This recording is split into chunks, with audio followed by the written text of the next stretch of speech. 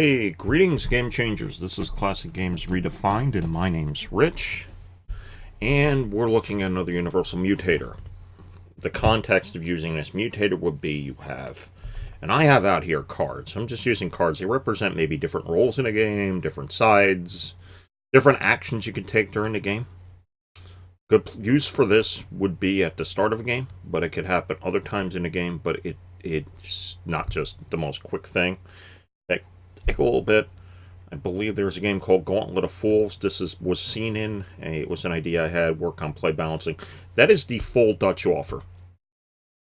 I've done a video before on the Marquesian method. You could think of that as a limited Dutch offer. This is the full one, represents its full because it goes on a full length of time, isn't cut off, and do it. The way it works here is that I took cards from another game I was doing just to show it, and they're just sample rolls. You could imagine like in Puerto Rico.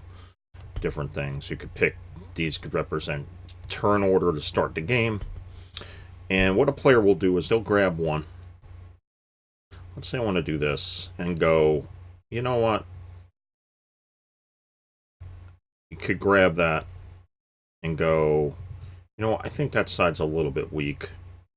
I will give it a few. Let's see, I'm going to put it down here just to give myself a little bit of room. Let's say I'll take that roll, but what I need to do is I think the roll, to be fair, needs, and I have the red one as victory points. I have this as the player who's picking, and saying I think it needs some money and also needs a few more victory points to start. Then the play will pass to this player here, and they say, I don't want to weaken in any way. You always have to make the position worse. You could also choose, and let me go in for a second. Let me go into the chest. I'm going to pull up something else here to show that you can do it. The idea is to make a position worse. You start out with an offer, and you make things worse here. Let's go into the blocks. And I'm going to actually, I should have, hang on a second. Anyhow. Let me pick something else out. I apologize for this here. I wasn't planning this originally. I just realized I might want to do things differently. I will put these out. And I will shrink those down. That's fine. We'll go like this and go highlight it and go make that smaller. And then go C and then drop a bunch here. Okay. I was going to try to make them black, but I realized it didn't work. But anyhow. Player starts like that. It goes to this player. He says, you know what? I'll take that roll for less money. The Dutch offer comes across because it's in a Dutch auction. The way a Dutch auction works is that the value keeps dropping until somebody grabs it. This person goes, I'll pass. It goes around, and let's say that person says they'll take it then.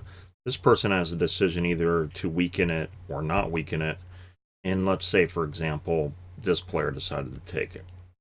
Okay.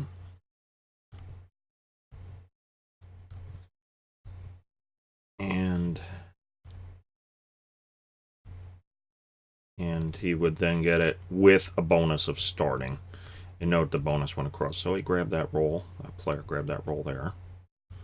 And I'll just drop the money and stuff on this.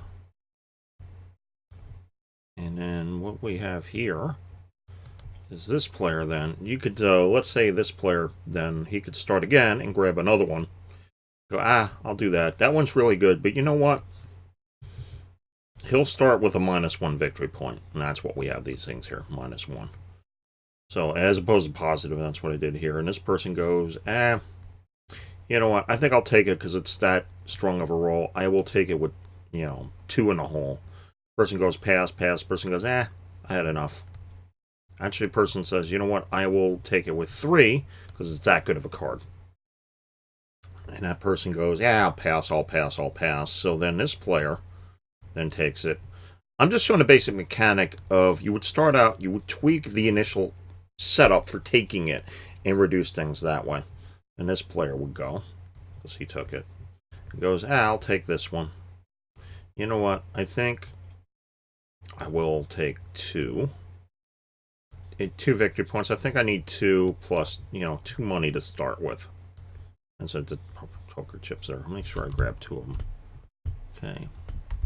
Because I think I'll take it with that too. Then it's down because these players are now out. They're not going to take it. So this player goes and goes. I will take it. You can take one money away. And then this person goes and pretty much decides what they're going to take. So that person then will go. And you could play with more players than 4. I'm just using 4 an example and go. This player's here is trying to make a decision.